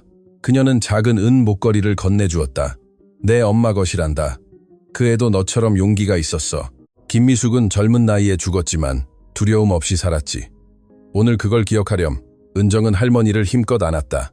할머니의 연약한 몸에서 강인한 정신을 느꼈다. 금방 돌아올게요, 할머니. 약속해요. 그럴 거야, 내 아가. 하지만 만약 일이 잘못되면 내가 너를 자랑스러워한다는 것을 알아주렴. 태어난 날부터 항상 그랬단다. 희망 카페는 도시의 조용한 코너에 있는 소박한 곳이었다. 작은 테이블, 오래된 사진으로 장식된 벽, 갓 내린 커피 향이 공중에 떠다녔다. 은정은 약속 시간 10분 전에 도착하여 입구를 볼 수 있는 구석 테이블을 선택했다. 정 기자는 정확히 도착했다. 그녀는 40대쯤 되는 여성으로 실용적인 쪽진 머리에 주변의 모든 것을 분석하는 듯한 눈을 가지고 있었다. 그녀는 단순하지만 전문적으로 옷을 입고 낡아서 해진 가죽 서류 가방을 들고 있었다. 김은정 씨. 그녀는 서론 없이 은정 앞에 앉았다. 와주셔서 감사합니다. 아무것도 얘기하기 전에 어떻게 그 일이 일어났는지 아셨는지 알아야 합니다. 정 기자는 희미하게 웃었다. 황금별 내부에 정보원이 있습니다. 그날 밤 일어난 모든 일을 목격했고 박 회장 일가가 사람들을 대하는 방식에 매우 지쳐있는 사람입니다. 누구요? 그건 밝힐 수 없습니다. 정보원 보호죠. 하지만 제가 말씀드릴 수 있는 것은 박준호 회장이 그렇게 직원들을 모욕한 것이 처음이 아니라는 것입니다. 그리고 감히 그에게 도전하는 사람의 삶을 파괴한 것도 처음이 아닙니다. 정 기자는 서류 가방에서 파일을 꺼냈다. 저는 3년 동안 박 회장 그룹을 조사해왔습니다. 부당하게 해고된 전 직원들의 증언, 불법적인 전술로 망한 경쟁업체들, 그들의 사업에 유리하게 하기 위해 뇌물을 받은 공무원들의 증언을 가지고 있습니다. 하지만 저는 아무것도 출판할 수 없었습니다. 왜냐하면 제가 너무 가까이 다가갈 때마다 누군가 저를 위협하거나 제 정보원들이 사라지기 때문입니다. 사라진다고요? 문자 그대로 사라지는 것은 아니지만 갑자기 마음을 바꾸고 도시를 떠나고 더 이상 이야기하고 싶지 않다고 결정합니다. 박 회장 일가의 힘은 아주 멀리 미칩니다. 김은정 씨. 당신이 상상하는 것보다 더 멀리요. 은정은 할머니가 준 문서들, 수십 년간의 비밀들이 담긴 편지, 계약서들을 생각했다. 왜 저를 찾으시는 거죠? 당신은 다른 누구도 하지 않은 일을 했으니까요. 공개적으로 그와 맞섰어요. 그리고 그뿐만 아니라 그의 모국어로 맞섰죠. 문자 그대로, 그것은 당신을 상징으로 만듭니다. 그리고 상징은 강력하죠. 저는 상징이 되고 싶지 않아요. 그저 가족을 보호하고 싶을 뿐입니다. 그것은 이해합니다. 하지만 때로는 우리 가족을 보호하는 가장 좋은 방법은 우리를 위협하는 사람들을 폭로하는 것입니다. 정 기자는 앞으로 몸을 기울였다. 김은정 씨, 저는 박 회장 일가를 파멸시킬 수 있는 보고서를 준비하고 있지만 더 많은 증거가 필요합니다. 그들이 부인하거나 매수할 수 없는 확실한 증거요. 당신은 그런 것을 가지고 있나요? 은정은 망설였다. 낯선 사람을 신뢰하는 것은 위험했지만 박 회장 일가에 홀로 맞서는 것은 자살 행위였다. 문서가 있어요. 그녀는 마침내 말했다. 할머니가 수십 년 동안 보관했던 문서들, 계약서, 편지, 불법 행위를 증명하는 계약서들. 정 기자의 눈이 흥미로 빛났다. 어떤 종류의 활동이요? 뇌물수수, 탈세, 법을 어기는 사람들과의 계약. 제 할머니가 박효찬 회장을 위해 일할 때 번역하고 문서화한 모든 것입니다. 당신의 할머니는 5년 동안 박 회장 일가를 위해 일했고 박효찬 회장이 사망했을 때 박준호가 법적으로 그녀에게 속한 모든 것을 빼앗아갔습니다. 정 기자는 정보를 처리하며 의자에 기댔다. 이것은 제가 생각했던 것보다 훨씬 더 큰 사건입니다. 훨씬 더요. 다른 것도 있어요. 은정은 깊은 숨을 쉬었다. 박준호 회장이 성민병원을 인수할 계획이에요. 자원이 없는 환자들을 치료하는 부서를 폐쇄하려고 합니다. 저희 할머니가 거기서 치료를 받으세요. 그것에 대한 증거가 있나요? 그의 입에서 직접 독일어로 들었습니다. 아무도 이해하지 못할 거라고 생각했겠죠. 정 기자는 서류 가방에서 녹음기를 꺼냈다. 증언을 녹음할 의향이 있으신가요? 할머니에 대한 것을 포함하여 아는 모든 것을 말할 의향이요? 은정은 선옥 할머니, 할머니의 지쳐 보이지만 자랑스러운 미소, 수십 년 동안 견뎌온 침묵, 마침내 정의를 실현할 기회를 생각했다. 네, 할 의향이 있습니다. 다음 2시간 동안 은정은 모든 것을 이야기했다. 레스토랑에서의 밤, 독일어로 된 모욕, 박 회장 그룹 사무실에서의 만남, 협박, 위협, 그리고 할머니의 이야기를 들려주었다. 각 단어는 영혼의 짐을 덜어내는 것 같았다. 그녀가 이야기를 마쳤을 때 정 기자는 심각하지만 희망에 찬 표정으로 녹음기를 챙겼다. 이것으로 시작하기에 충분합니다. 하지만 저는 그 원본 문서들을 봐야 합니다. 가져올 수 있나요? 할머니와 이야기해봐야 할 거예요. 그건 제 것이 아니에요. 이해합니다. 하지만 서둘러 주세요. 박 회장 일가는 가만히 있지 않을 겁니다. 우리가 함께 일한다는 것을 알면 우리를 막으려 할 거예요. 은정은 고개를 끄덕이며 떠나려고 일어섰지만 한 발짝 내딛기도 전에 정 기자가 그녀를 멈춰 세웠다. 하나 더, 김은정 씨. 어젯밤 익명의 전화 한 통을 받았습니다. 누군가 당신을 조심하라고, 당신이 위험하고 불안정하며 당신이 말하는 어떤 것도 믿을 수 없다고 경고했습니다. 은정의 속이 뒤틀렸다. 누가 전화했어요? 이름은 밝히지 않았지만 번호는 알아봤습니다. 박지훈 씨의 개인 휴대폰 번호였습니다. 그렇다면 그였다. 박지훈은 레스토랑 밤에 위협 메시지를 보낸 사람이었다.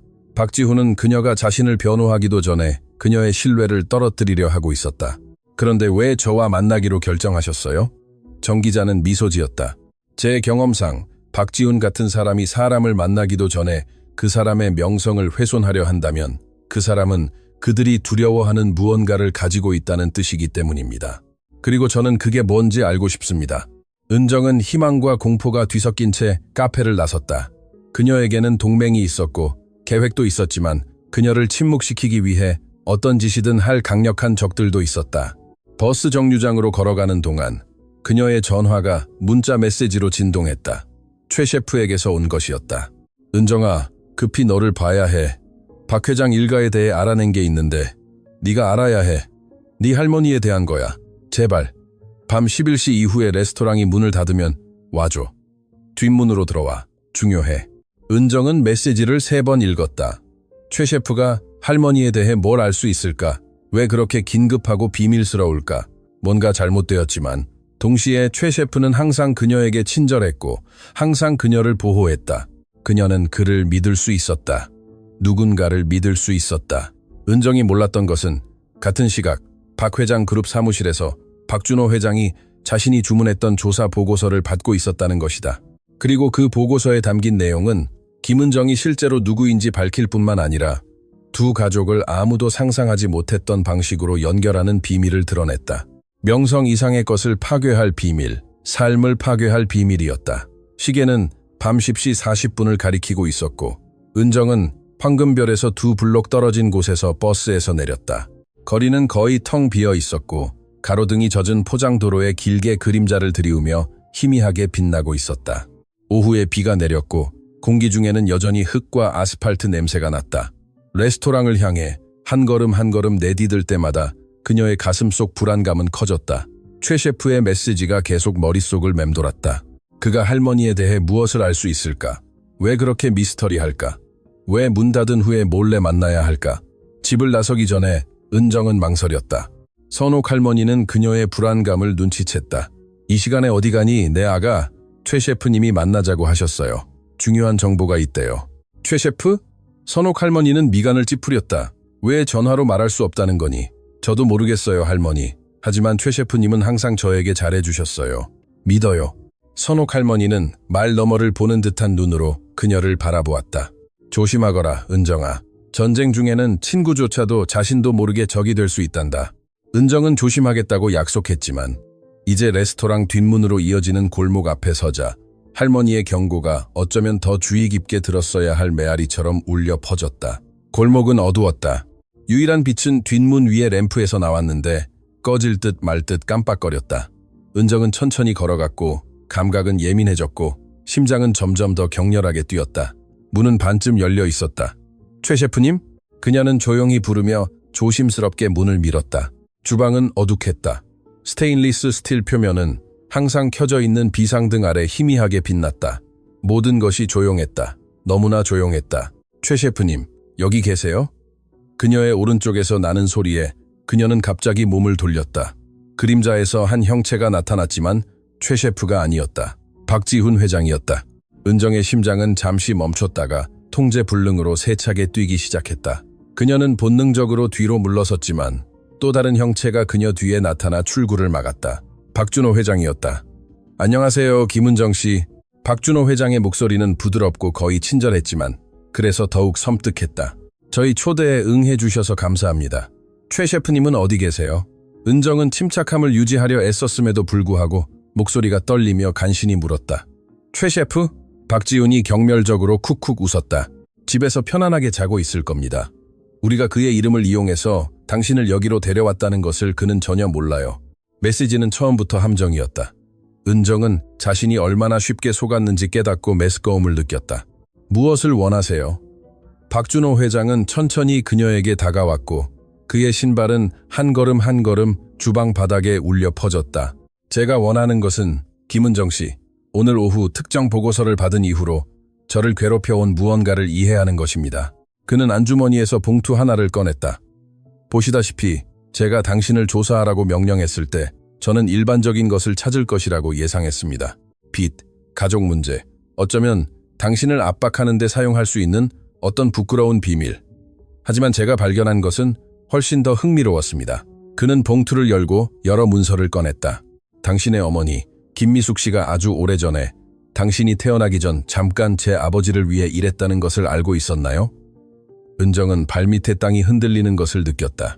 그녀는 어머니에 대해 아는 것이 거의 없었다. 선옥 할머니는 김미숙에 대해 거의 이야기하지 않았고 이야기할 때마다 너무 깊은 슬픔에 잠겨서 은정은 묻지 않는 법을 배웠었다. 무슨 말씀을 하시는지 모르겠습니다. 물론 모르겠지. 왜냐하면 할머니가 그 역사의 일부를 지우려고 했으니까. 박준호 회장은 차갑게 웃었다. 기록에 따르면 당신의 어머니는 아름다웠고 똑똑했어. 제 아버지는 그녀가 겨우 19살 때 그녀를 개인 비서로 고용했지. 선옥 씨는 그때 이미 우리를 위해 문서 번역을 하고 있었어. 아마 그녀가 자신의 딸을 추천했겠지. 그래서 뭘 말씀하고 싶으신 건가요? 진실을, 김은정 씨. 할머니가 평생 숨겨온 진실을. 박지훈이 뒤에서 다가왔고 은정의 취향에 비해 너무 가까웠다. 그녀는 그의 숨결이 목에 닿는 것을 느꼈고 그의 위협적인 존재감을 느꼈다. 제 아버지는 다양한 욕망을 가진 남자였죠. 박준호 회장이 계속했다. 그리고 당신의 어머니는 젊었고 연약했고 세상에 홀로였죠. 할머니 선옥 씨 외에는 무슨 일이 일어났는지 상상하기 어렵지 않습니다. 거짓말이에요. 은정의 목소리는 예상보다 크게 나왔다. 저희 어머니는 사고로 돌아가셨어요. 제가 아기였을 때요. 선옥 할머니가 그렇게 말했죠. 박준호 회장은 가짜 동정심으로 고개를 저었다. 참 편리하네요. 진실은 훨씬 더 복잡합니다. 당신의 어머니는 사고로 죽지 않았습니다, 김은정 씨. 당신의 어머니는 사라졌습니다. 흔적도 없이 어느 날 밤 사라졌고 당신을 선옥 할머니에게 맡겼죠. 그리고 그녀가 사라진 이유, 글쎄요. 그것은 직접적으로 우리 가족과 관련이 있습니다. 은정은 세상이 자기 주위를 맴도는 것을 느꼈다. 어머니가 돌아가신 것이 아니었다. 선옥 할머니는 평생 그녀에게 거짓말을 한 것이었다. 믿지 않아요. 그녀는 말했다. 비록 그녀의 목소리는 더 이상 그렇게 확신에 차 있지 않았지만 믿지 않아도 좋습니다. 할머니에게 직접 물어볼 수 있습니다. 하지만 그 전에 제가 다른 것을 보여드리죠. 그는 봉투에서 사진 한 장을 꺼냈다. 오래되었고 세월에 누렇게 변해 있었다. 그 안에는 젊고 아름다운 여인이 있었는데 은정은 그 눈을 즉시 알아보았다. 왜냐하면 매일 거울에서 그 눈을 보았기 때문이었다. 어머니였다. 하지만 사진 속에 혼자 있지 않았다. 그녀 옆에는 팔을 어깨에 두른 남자가 있었고 은정은 그 남자도 알아보았다. 박효찬, 박준호 회장의 아버지였다. 당신의 어머니와 제 아버지는 관계를 가졌습니다, 김은정 씨. 거의 2년 동안 지속된 관계였죠. 그리고 그것이 끝났을 때 글쎄요, 결과는 영원했습니다. 그의 말의 의미가 은정의 마음에 파고드는데 잠시 시간이 걸렸다. 그리고 그 의미가 파고들었을 때 그녀는 가슴에서 심장이 뜯겨나가는 듯한 느낌을 받았다. 안 돼요. 그녀는 속삭였다. 그럴 리 없어요. 그럴 리 없다고? 박준호 회장은 부드럽게 웃었다. 유전자는 거짓말을 하지 않아. 왜 당신이 언어에 재능이 있었는지 한 번도 궁금해하지 않았어?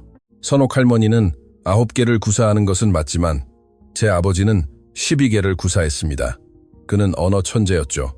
분명히 당신에게 물려준 재능입니다. 거짓말이에요. 은정은 울부짖었고 눈물이 뺨을 타고 흘러내리기 시작했다. 이 모든 것은 저를 조종하기 위한 거짓말이에요. 거짓말? 박준호 회장은 또 다른 문서를 꺼냈다. 이것은 제 아버지가 20년도 더 전에 지시한 DNA 분석 결과입니다. 그는 당신의 어머니가 임신했을 때 그녀의 피와 자신의 피를 비교했습니다. 특정 결정을 내리기 전에 확신하고 싶었던 거죠. 그는 당신의 어머니가 임신했을 때 그녀의 피와 자신의 피를 비교했습니다. 특정 결정을 내리기 전에 확신하고 싶었던 거죠. 그는 은정에게 그 서류를 보여주었다. 숫자, 백분율, 그녀가 충격 상태에서 거의 처리할 수 없는 과학 용어들이었다. 이 분석에 따르면 박효찬이 당신의 생물학적 아버지일 가능성이 99.9%입니다. 김은정 씨. 즉, 당신과 나는 남매라는 뜻이죠. 뒤이은 침묵은 절대적이었다. 은정은 움직일 수도, 말할 수도, 심지어 숨 쉴 수도 없었다. 그녀가 알던 세상은 몇 분 만에 무너져 내렸다.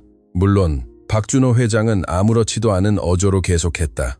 제 아버지는 당신을 공식적으로 인정하지 않았습니다. 임신 사실을 알게 되었을 때 그는 당신 어머니에게 사라지라고 돈을 주었습니다. 김미숙은 돈을 거절했지만 당신이 태어난 직후 사라졌습니다. 정확히 무슨 일이 일어났는지는 아무도 모릅니다. 일부는 그녀가 도망쳤다고 하고 다른 이들은 글쎄요. 다른 이들은 더 어두운 이론을 가지고 있습니다. 그들이 저희 어머니에게 무슨 짓을 했나요? 은정은 마침내 울음으로 목이 잠긴 목소리를 찾아 말했다. 어머니에게 무슨 짓을 한 거죠? 저는 아무것도 하지 않았습니다. 그때는 아이였죠. 하지만 제 아버지는 어떤 대가를 치르더라도 자신의 유산을 보호하는 남자였습니다. 사생아, 특히 딸은 스캔들이 되었을 것이고 그의 완벽한 명성에 5점을 남겼을 것입니다. 박지훈이 그가 나타난 이후 처음으로 말했다. 아이러니하게도 이 모든 세월 동안 할아버지의 사생아 딸은 레스토랑에서 서빙하고 집을 청소하고 조각으로 살아남았다는 거죠.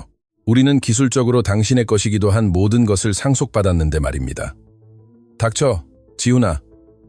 박준호 회장은 경고의 시선을 보냈다. 우리는 상속에 대해 논의하기 위해 여기 있는 것이 아니야. 그럼 왜 여기 있는 거죠? 은정은 분노에 찬 눈물을 닦으며 물었다. 과거의 비밀로 저를 고문하고 제가 무너지는 것을 보려고요? 우리는 당신에게 거래를 제안하기 위해 여기 있습니다. 박준호 회장은 문서를 봉투에 다시 넣었다. 이제 진실을 알았으니 2가지 선택권이 있습니다. 첫째, 모든 것에 대해 침묵하는 것입니다. 레스토랑에서 들었던 것에 대해, 병원 계획에 대해, 이 문서들에 대해, 그 대가로 저는 할머니가 가능한 최고의 의료 치료를 무료로 받도록 할 것이고 당신은 편안하게 살 수 있는 월별 금액을 받게 될 것입니다. 그리고 2번째 선택권은요? 2번째 선택권은 당신이 당신의 작은 정의 십자군을 계속 진행하고 기자들과 이야기하고 나를 폭로하려고 시도하는 것입니다. 하지만 그 길을 선택한다면 나는 당신과 당신 할머니의 삶을 파괴할 뿐만 아니라 당신이 돈만 찾는 불법적인 박 회장, 일가의 자식이라는 것을 세상에 알리도록 할 것입니다. 나는 당신의 투쟁의 이야기를 탐욕의 이야기로 만들 것이고 저를 믿으십시오. 저는 그렇게 할 자원이 있습니다. 은정은 그를 똑바로 쳐다보았다. 이 남자는 그녀의 오빠였다. 그들은 피를 나누고 아버지를 나누었지만 다른 것은 아무것도 나누지 않았다. 그는 그녀가 경멸하는 모든 것이었고 할머니가 그녀에게 거부하라고 가르친 모든 것이었다. 왜요? 그녀는 부드럽게 물었다. 왜 그렇게 많은 증오가 있어요? 만약 당신이 말하는 것이 사실이라면 우리는 가족이잖아요. 처음으로 박준호 회장의 표정에 무언가가 변했다. 그의 얼굴에 그림자가 드리웠다. 그것은 고통이나 분노일 수도 있었다. 가족이라니, 제 아버지는 당신에게 사로잡혀 마지막 몇 년을 보냈습니다. 그의 정당한 자식들에게도 그가 건설한 제국에도 아니었죠. 버려진 딸에게 사로잡혔던 겁니다.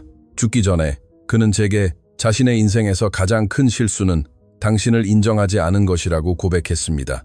당신이 그의 진짜 상속인이었고 제가 아니었다고 말이죠. 그의 목소리에는 쓰디쓴 감정이 묻어 있었다. 그러니 가족에 대해 이야기하지 마세요, 김은정 씨. 당신은 알지도 못하는 사이에 제 아버지의 사랑을 훔쳤고 이제는 다른 모든 것을 훔치려 합니다. 저는 당신들에게서 아무것도 원치 않아요.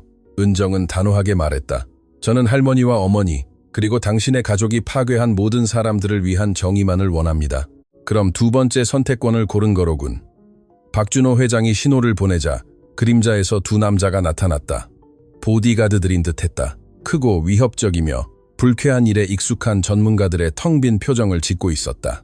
김은정 씨를 집까지 데려다줘. 그녀가 자신의 결정에 대한 결과를 이해하도록 확실히 해. 은정은 가슴속에서 공포가 커지는 것을 느꼈다. 그들이 그녀에게 무엇을 할까? 할머니에게 무엇을 할까? 하지만 보디가드들이 그녀에게 손을 대기도 전에 주방문에서 목소리가 울려 퍼졌다. 멈춰. 경찰이다. 아무도 움직이지 마. 불빛이 갑자기 켜지며 모두를 순간적으로 눈멀게 했다.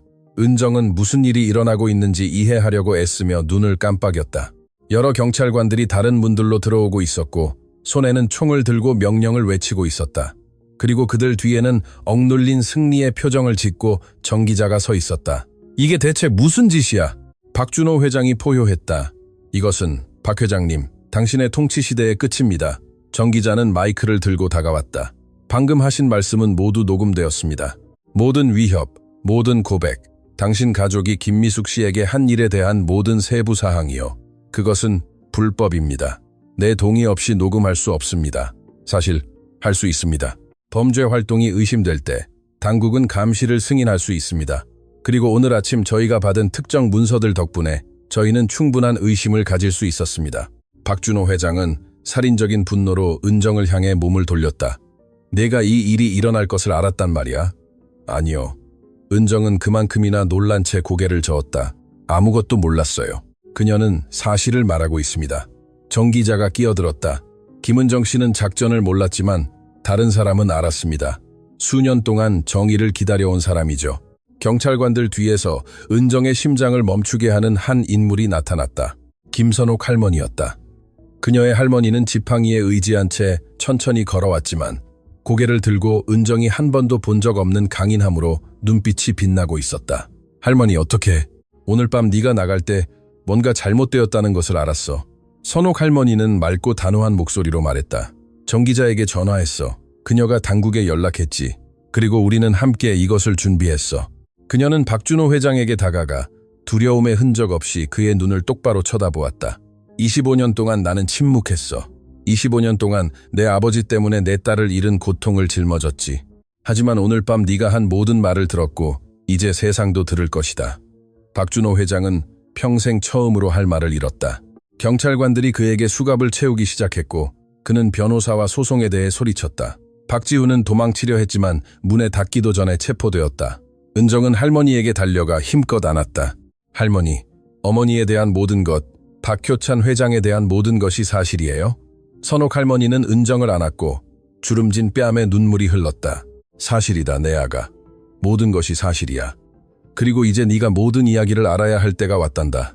밖에서는 더 많은 순찰차의 사이렌이 밤을 밝혔다. 안에서는 수십 년간의 비밀이 마침내 밝혀지는 동안 두 여인이 서로를 안고 있었다. 싸움은 끝나지 않았다. 이제 막 시작되었을 뿐이다. 하지만 은정은 처음으로 혼자가 아니라고 느꼈고 그것이 모든 차이를 만들었다. 그녀가 몰랐던 것은 그 박 회장 일가의 금고에는 아무도 상상하지 못했던 비밀들이 기다리고 있었다는 것이다. 은정의 삶뿐만 아니라 그녀가 가족과 박 회장 일가 그리고 김미숙이 영원히 사라진 밤에 대해 알고 있다고 믿었던 모든 것을 바꿀 비밀들이었다. 중앙경찰서는 차가운 커피와 낡은 서류 냄새가 나는 오래된 건물이었다. 은정은 할머니와 함께 대기실에 앉아 있었고 둘 다 친절한 경찰관이 건네준 담요를 두르고 있었다. 밖에서는 새벽이 분홍색과 주황색으로 하늘을 물들이기 시작했지만 두 사람 모두 잠들지 못했다. 정 기자는 지난 몇 시간 동안 진술서를 작성하고 증거를 제출하며 사건의 심각성을 알게 된 검사들과 긴급히 조율했다. 박준호와 박지훈은 별도의 감방에 있었고 그들의 변호사들은 보석으로 석방시키기 위해 필사적으로 노력했지만 당분간은 철창 뒤에 있었고 그것으로 충분했다. 할머니, 은정은 몇 시간 동안 그들을 감싸고 있던 침묵을 마침내 깨뜨렸다. 어머니에 대한 모든 것, 박효찬 회장에 대한 모든 것, 그리고 실제로 무슨 일이 일어났는지 알아야 해요. 선옥 할머니는 잠시 눈을 감았다. 마치 영혼 깊은 곳에서 힘을 모으는 듯했다. 그녀가 눈을 떴을 때 그 안에는 은정이 한 번도 본 적 없는 고통과 안도감이 뒤섞여 있었다. 내 어머니는 내 삶의 빛이었단다, 은정아. 김미숙은 너와 똑같은 미소, 너와 똑같은 결단력, 너와 똑같은 내면의 불을 가지고 있었지. 내가 그 애를 볼 때마다 세상이 줄 수 있는 모든 좋은 것을 보았어. 그녀의 목소리는 떨렸지만 계속했다. 나는 미숙이가 19살이 되었을 때 3년 동안 박 회장 일가를 위해 일하고 있었어. 그 애는 일자리가 필요했고 나는 그 애가 나와 함께 일하면 보호할 수 있을 거라고 생각했지. 내가 얼마나 틀렸는지. 은정은 할머니의 손을 잡고 주름진 피부 아래 연약한 뼈를 느꼈다. 박효찬 회장은 첫날부터 그 애를 알아봤어. 그 애를 알아차리지 못하는 것은 불가능했지. 미숙이는 어디를 가든 방을 밝히는 능력을 가지고 있었어. 처음에는 그의 관심이 고용주가 신입 직원에게 베푸는 친절이라고 생각했지만 곧 나는 그것이 그 이상이라는 것을 깨달았어. 그 애는 그를 사랑했지. 선옥 할머니는 깊은 한숨을 쉬었다. 미숙이는 그를 사랑했다고 믿었어. 그리고 어쩌면 그만의 비뚤어진 방식으로 박효찬 회장도 그 애를 사랑했을지도 몰라. 하지만 그와 같은 남자들의 사랑은 항상 조건이 붙고 한계가 있고 비밀이 있지. 그녀는 떠오르는 햇살이 황금빛으로 스며들기 시작하는 창밖을 바라보며 멈췄다. 미숙이가 임신했다는 것을 알았을 때 박효찬 회장은 완전히 변했어. 매력적이고 세심했던 남자는 차갑고 계산적인 사람이 되었어. 그는 미숙이에게 돈을 주며 아이를 낳지 말라고 했어. 미숙이는 거절했지. 그는 더 많은 돈을 주며 사라지라고 멀리 떠나서 박 회장 일가와 다시는 연락하지 말라고 했어. 미숙이도 그것을 거절했어. 그녀가 무엇을 원했는데요? 박효찬 회장이 자신의 딸을 인정하기를 원했어. 너에게 그의 성을 주고 그의 보호를 주고 세상에서 너의 정당한 자리를 주기를 원했지. 내 미숙이는 순진했어. 그와 같은 남자의 자존심과 야망을 사랑이 이길 수 있다고 생각했지. 선옥 할머니의 뺨에 눈물이 흐르기 시작했다. 박효찬 회장의 아내 민영 씨가 네가 태어난 직후 진실을 알게 되었어. 어떻게 알았는지 모르겠지만 알게 되었지. 그리고 민영 씨는 강단 있는 여자였어. 그녀는 박효찬 회장에게 최후 통첩을 했어. 미숙이가 그들의 삶에서 영원히 사라지거나 아니면 공개적으로 그를 파멸시키고 그의 명성과 사업, 그가 건설한 모든 것을 망가뜨리겠다고 했지. 그래서 그가 어떻게 했어요? 그는 딸보다 자신의 제국을 선택했어. 너보다 말이지. 그는 미숙이에게 떠나야 한다고. 다시는 그와 연락할 수 없을 것이며 아기의 아버지가 누구인지 절대 밝힐 수 없을 것이라고 말했지. 그는 상당한 액수의 돈을 주며 다른 나라에서 새로운 삶을 시작하기에 충분한 돈이라고 했어. 은정은 목에 덩어리가 걸리는 것을 느꼈다. 하지만 어머니가 돈을 거절했다고 하셨잖아요? 거절했지. 미숙이는 자존심이 있었어, 은정아. 자기 자신에게 너무 과한 자존심이었지. 그녀는 자신의 피를 버릴 수 있는 남자에게서 아무것도 원치 않는다고. 명예 없는 사람에게서 조각을 받아들이기보다는 가난하게 딸을 키우겠다고 말했어. 선옥 할머니는 잠시 멈췄고 숨쉬기가 더 힘들어졌다. 그 대화 일주일 후 미숙이는 사라졌어. 은정의 심장이 멈췄다. 사라졌다고요? 사라졌다는 게 무슨 뜻이에요? 정확히 그거야. 어느 날 밤 네가 침대에서 잠든 것을 확인한 후 우유를 사러 간다고 아파트를 나갔어. 그리고 다시는 돌아오지 않았지. 찾으셨어요? 수년 동안 찾아다녔어, 은정아. 경찰에 갔고 가진 얼마 안 되는 돈으로 사립탐정을 고용했어. 도시 곳곳에 전단지를 붙였지. 아무도 아무것도 찾지 못했어. 마치 땅이 그 애를 삼킨 것 같았어. 은정은 폐에 공기가 들어오지 않는 것을 느꼈다. 박효찬 회장이 관련 있다고 생각하세요? 선옥 할머니는 잠시 대답하지 않았다. 오랫동안 나는 믿고 싶지 않았어. 내 딸이 사랑했던 남자가 그런 짓을 할 수 있다고 생각하고 싶지 않았지. 하지만 수년 동안 박 회장 일가가 자신들의 길을 가로막는 누구든 파괴하는 것을 보면서 나는 의심을 품기 시작했어. 의심은 의혹이 되었고 의혹은 확신이 되었지. 왜 저에게 말씀하지 않으셨어요? 너를 보호하고 싶었으니까. 선옥 할머니는 은정의 얼굴을 두 손으로 감쌌다. 네가 진실을 알았다면 박 회장 일가를 찾아갔을 거야. 대답을 요구했을 거고 그들은 다른 모든 사람들을 파괴한 것처럼 너를 파괴했을 거야. 내 어머니가 사고로 죽었다고 믿게 하는 것이 더 나았어. 적어도 그렇게 하면 평화를 얻을 수 있었지. 평화요? 은정은 갑자기 일어섰고 좌절감과 고통이 목소리에 뒤섞였다. 어머니가 죽었다고 믿으면서 제가 평화롭게 살았다고 생각하세요? 어머니 없이 보내는 매일의 휴일이, 매 생일이, 어머니가 계셨어야 할 제 삶의 모든 중요한 순간이 고통스럽지 않았다고 생각하세요? 알아. 내 아가. 알아. 그리고 미안하다. 너에게 거짓말해서 미안해. 더 강하지 못하고 더 용감하지 못해서 미안해. 모든 것이 미안하다. 은정은 할머니를 바라보았다. 그녀를 키우기 위해 모든 것을 희생한 이 여자. 그녀에게 미래를 주기 위해 아플 때까지 일한 이 여자. 수십 년 동안 불가능한 비밀을 짊어진 이 여자. 그리고 고통에도 불구하고 배신감에도 불구하고 그녀는 할머니를 미워할 수 없었다. 그녀는 할머니 앞에 무릎을 꿇고 다시 손을 잡았다. 용서할게요, 할머니. 하지만 한 가지 더 알아야 해요. 어머니가 아직 살아있다고 생각하세요? 선옥 할머니는 수년간 숨겨왔던 희망으로 가득 찬 눈으로 그녀를 바라보았다. 모르겠어, 은정아. 하지만 시신은 찾지 못했어. 죽었다는 증거도 없었지. 그리고 내게 말하지 않은 것이 있어. 내게 헛된 희망을 주고 싶지 않았기 때문이야. 무엇인데요? 5년 전에 편지를 받았어. 발신인도 서명도 없었고 그녀는 잘 지내 찾지 마라고만 쓰여 있었어. 프랑스어로 쓰여 있었지. 은정의 등골에 한기가 흘렀다. 프랑스어요? 왜 프랑스어로요? 미숙이는 프랑스어를 완벽하게 구사했어. 내가 어릴 때 너에게 가르쳐준 것처럼 그 애에게 가르쳐줬지. 그건 우리의 비밀 언어였어. 다른 사람들이 이해하지 못하게 하고 싶을 때 사용하던 언어였지. 편지를 보관했어요. 가죽 파일 안에 다른 모든 문서들과 함께 있어. 방문이 열리고 정기자가 지쳐 보였지만 만족한 표정으로 들어왔다. 숙녀분들, 소식이 있습니다. 검찰은 박준호와 박지훈에 대해 공식 기소를 결정했습니다. 공갈, 협박, 그리고 김미숙 씨 실종과의 관련 가능성을 조사하고 있습니다. 은정은 즉시 일어섰다. 그걸 조사할 수 있다고요? 그렇게 오랜 시간이 지났는데 특정 범죄에는 공소시효가 없습니다, 김은정 씨. 그리고 어젯밤 녹음된 자백들 덕분에 우리는 당신 어머니의 사건을 다시 열기에 충분한 근거를 가지고 있습니다. 선옥 할머니는 억눌린 흐느낌을 터뜨렸다. 정말요? 그렇게 오랜 시간 후에? 정말입니다, 할머니. 정 기자는 다가가 노인의 어깨에 부드럽게 손을 얹었다. 하지만 저희는 할머니의 전적인 협조가 필요합니다. 모든 문서, 모든 편지, 가지고 있는 모든 것을요. 선옥 할머니는 고개를 끄덕였다. 모든 것, 모든 종이, 모든 사진, 모든 추억, 그것이 내 미숙이를 찾는 데 도움이 된다면 망설임 없이 내놓을 겁니다. 정 기자는 심각한 표정으로 은정을 바라보았다. 하나 더 알아야 할 것이 있습니다. 신문 중에 박지훈이 말하기 시작했습니다. 형량을 줄이는 대가로 정보를 협상하고 싶어 하는 것 같습니다. 어떤 종류의 정보요? 그는 김미숙 씨에게 실제로 무슨 일이 일어났는지 안다고 말합니다. 그의 할아버지 박효찬 회장이 죽기 전에 그에게 진실을 말했고 박준호도 그것을 알지만 결코 인정하지 않았다고 합니다. 세상이 멈추는 듯했다. 은정은 무릎이 약해지는 것을 느꼈다. 박지훈이 저희 어머니가 어디 계신지 아나요? 아직 확실하지 않습니다. 더 좋은 거래를 얻기 위해 거짓말을 하고 있을 수도 있습니다. 하지만 검사들이 그를 더 깊이 신문할 것입니다. 그의 말에 진실이 있다면 우리는 그것을 찾아낼 것입니다.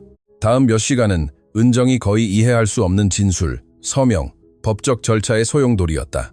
선옥 할머니는 밤새 스트레스로 인해 검진을 위해 병원으로 옮겨져야 했지만 의사들은 그녀가 안정적이라고 확인했다. 병원 복도에서 소식을 기다리는 동안 은정은 예상치 못한 전화를 받았다. 김은정 씨, 최 셰프입니다. 어젯밤 무슨 일이 있었는지 방금 들었습니다. 괜찮으세요? 최 셰프님. 은정은 익숙한 목소리를 듣자 안도감을 느꼈다. 네, 괜찮아요. 긴 밤이었어요. 제 이름을 이용해서 당신을 함정에 빠뜨렸다고 들었습니다. 정말 죄송합니다. 알았더라면 셰프님 잘못이 아니에요. 아실 방법이 없었잖아요. 잠시 침묵이 흘렀다. 김은정 씨, 제가 할 말이 있습니다. 오래전에 말했어야 했는데 두려웠습니다. 무슨 말씀을 하시는 거죠? 저는 당신의 어머니 미숙 씨를 알았습니다. 그녀가 박 회장 일가를 위해 일하기 전 오래전에 다른 레스토랑에서 잠시 함께 일했습니다. 은정은 거의 전화를 떨어뜨릴 뻔했다. 셰프님께서 저희 어머니를 아셨다고요? 네.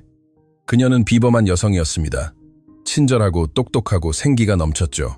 당신이 누구인지 알게 되었을 때, 황금별에서 당신을 처음 봤을 때 거의 믿을 수 없었습니다. 그녀와 똑같아요. 김은정 씨, 똑같아요. 왜 저에게 말씀하지 않으셨어요? 미숙이가 저에게 약속을 받아냈습니다. 언젠가 딸을 만나더라도 적절한 때가 될 때까지 아무 말도 하지 말라고요. 그녀는 언젠가 당신이 준비가 되었을 때 진실이 밝혀질 것이고 그때 제가 중요한 것을 말해주어야 할 것이라고 했습니다. 은정의 심장은 너무 세게 뛰어서 귀에 들릴 정도였다. 무엇을요? 전화로는 안 됩니다. 직접 만나야 합니다. 내일 아침 레스토랑이 문을 열기 전에 오실 수 있나요? 당신의 어머니가 당신을 위해 남긴 것이 있습니다. 20년 이상 제가 보관해온 것입니다. 저희 어머니가 저에게 뭔가를 남기셨다고요? 네. 그리고 그것이 그녀를 찾는 열쇠라고 생각합니다. 통화가 끝나고 은정은 대답보다 더 많은 질문을 안고 남겨졌다. 어머니가 그녀에게 무엇을 남겼을까? 최 셰프는 어떻게 그런 비밀을 그렇게 오랫동안 지켜왔을까? 그리고 미숙은 왜 그날 밤 그를 믿었을까? 선옥 할머니가 병원 침대에서 부드럽게 울리는 모니터에 연결된 채 잠들어 있는 동안 은정은 창밖을 바라보며 밤새 깨어 있었다.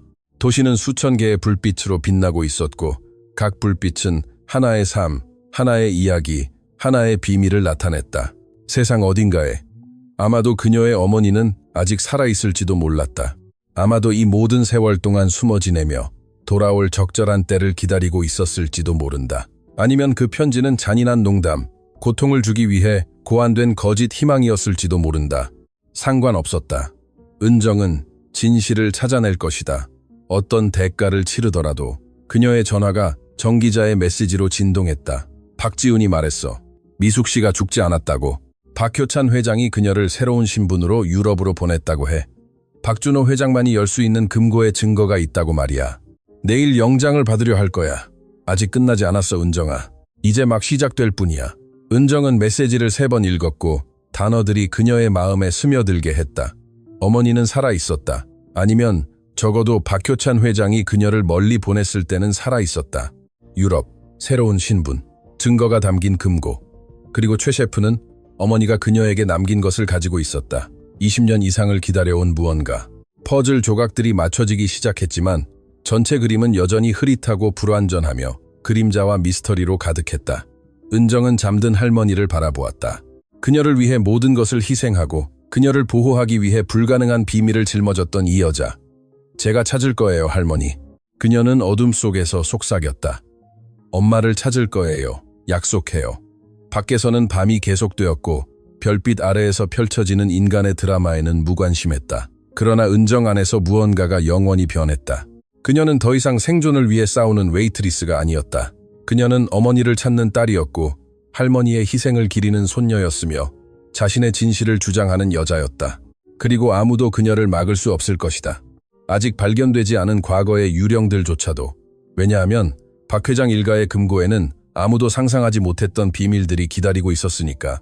은정의 삶뿐만 아니라 그녀가 가족, 박 회장 일가, 그리고 김미숙이 영원히 사라진 밤에 대해 알고 있다고 믿었던 모든 것을 바꿀 비밀들이었다. 해가 막 떠오르기 시작했을 때 은정은 황금별에 도착했다. 레스토랑은 새벽빛 아래에서 다르게 보였다. 화려함은 벗겨지고 벽의 균열과 세월의 마모가 드러났다. 마치 건물 자체가 더 이상 완벽함을 가장할 필요가 없다는 것을 아는 듯했다. 최 셰프는 뒷문에서 그녀를 기다리고 있었다. 며칠 전 그녀의 악몽이 시작된 바로 그곳이었다. 하지만 이번에는 최 셰프의 표정이 달랐다. 걱정이나 두려움이 아니었다. 은정이 완전히 알아볼 수 없는 무언가였다. 향수, 기대감, 죄책감. 와주셔서 감사합니다, 김은정 씨. 그의 목소리는 평소보다 부드러웠다. 여기서 일어난 모든 일 후에 이곳이 당신에게 나쁜 기억을 가져다 줄 것이라는 것을 압니다. 기억은 저를 두렵게 하지 않아요, 셰프님. 제가 두려운 것은 진실을 모르는 것입니다. 최 셰프는 천천히 고개를 끄덕이며 그녀를 안으로 안내했다. 그들은 텅 빈 주방을 지나 은정이 한 번도 본 적 없는 뒤쪽의 작은 방으로 갔다. 그곳은 먼지 쌓인 상자와 낡은 도구들로 가득 찬 벽장이었다. 저는 32년 동안 여기서 일했습니다. 최 셰프는 상자를 옮기며 말했다. 박 회장 일가가 이곳을 사들이기 훨씬 전부터, 당신이 태어나기 훨씬 전부터요. 그는 밀가루 포대 뒤에 숨겨진 녹슨 금속 상자 앞에 멈춰 섰다. 당신의 어머니를 만났을 때 저는 겨우 주방 보조였습니다. 미숙 씨는 선옥 할머니와 함께 정기적으로 이곳에서 식사하는 사업가를 위해 통역할 때 가끔 왔습니다. 당신의 어머니는 비범했습니다. 어떤 사람들이 가진 그 빛을 가지고 있었죠. 주변의 모든 사람들을 특별하게 느끼게 하는 그 능력 말입니다. 가까웠나요? 친구였습니다. 좋은 친구였죠. 미숙 씨는 선옥 할머니 외에는 아무도 없었습니다. 그리고 저는, 글쎄요. 저도 세상에 혼자였고 우리는 서로를 이해했습니다. 최 셰프는 목에 걸린 작은 열쇠로 금속 상자를 열었다. 안에는 세월에 누렇게 변한 천으로 쌓인 꾸러미가 있었다. 미숙 씨가 사라지기 전날 밤 저를 찾아왔습니다. 그녀는 두려워했지만 결심이 확고했습니다.